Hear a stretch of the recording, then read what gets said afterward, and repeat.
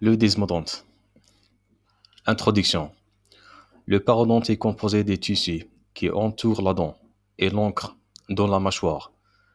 Les tissus durs et mous suivent constituent le parodonte. La gencive, le desmodonte, le sément et l'os alvéolaire. Définition. Le desmodonte ou ligament alvéolo-dentaire est un tissu conjonctif dense qui entoure les racines des dents et qui, par l'intermédiaire des fibres, unit le sément et l'os alvéolaire. En effet, la dent n'est pas soudée à l'os. Il existe toujours un espace entre la dent et l'os visible à la radiographie. Lorsque cet espace disparaît, on parlera d'ankylose. De ce fait, le desmodonte constitue une véritable articulation.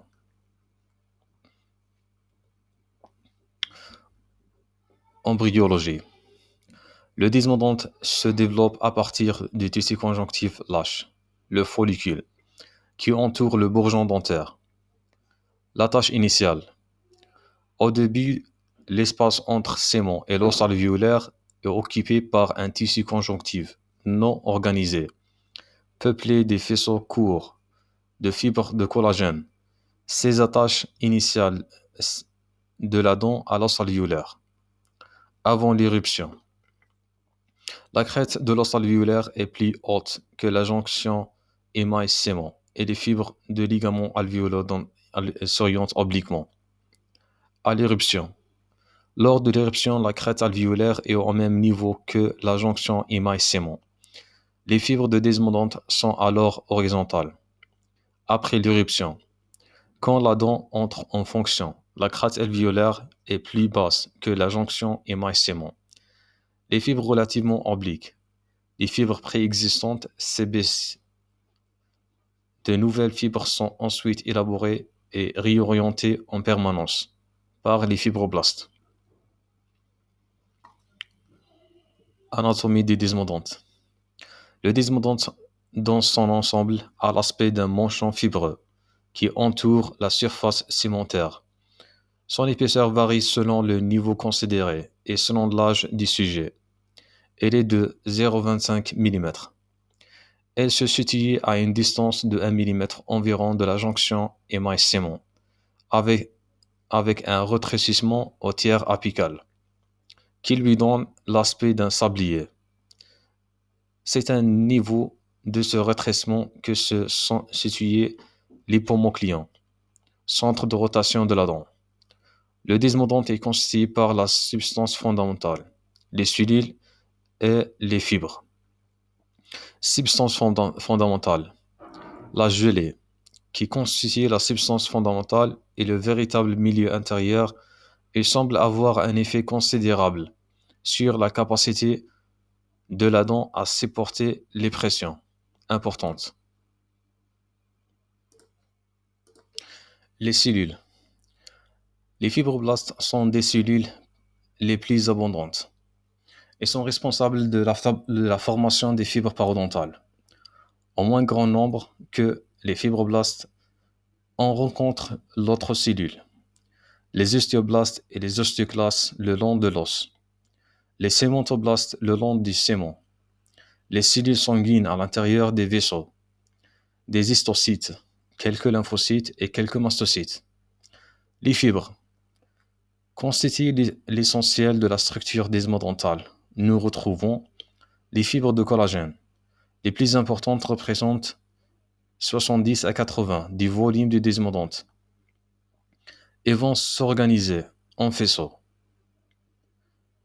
À l'état de repos, les fibres ont une ondulation caractéristique qui s'effectue lorsqu'une traction est exercée. Elles présentent des orientations qui s'opposent à l'enfoncement, à l'extrusion et à la rotation de la dent autour de son axe longitudinal. Elles seront horizontales dans la partie coronale et obliques dans la partie moyenne et verticales dans la partie apicale. Nous décrivons 5 groupes. Groupe de la crête alvéolaire, Attache de la partie cervicale de la dent.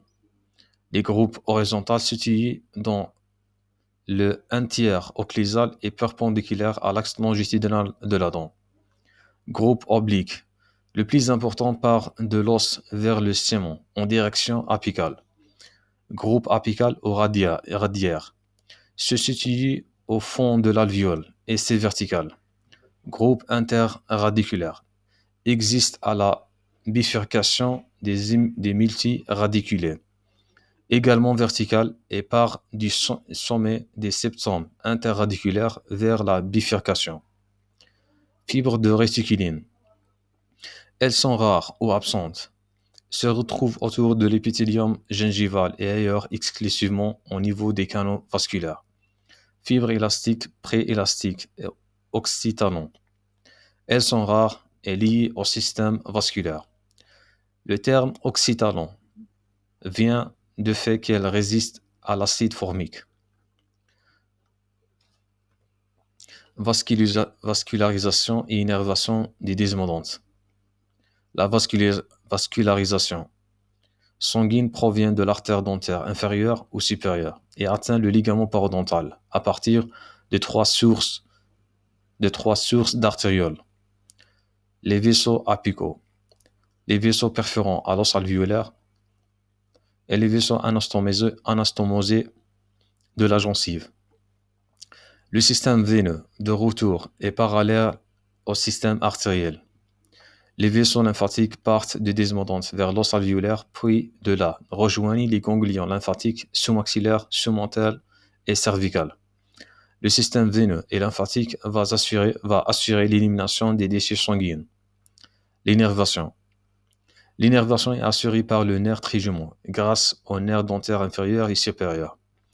Le nerf suit le trajet des vaisseaux dans les espaces conjonctifs de sont les nerfs sensitifs et proprioceptifs, riches en mécanorécepteurs.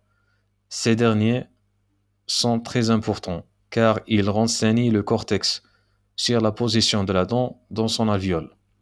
Leur sensibilité est si grande qu'ils peuvent apprécier une épaisseur de l'ordre de 1/100 de millimètre.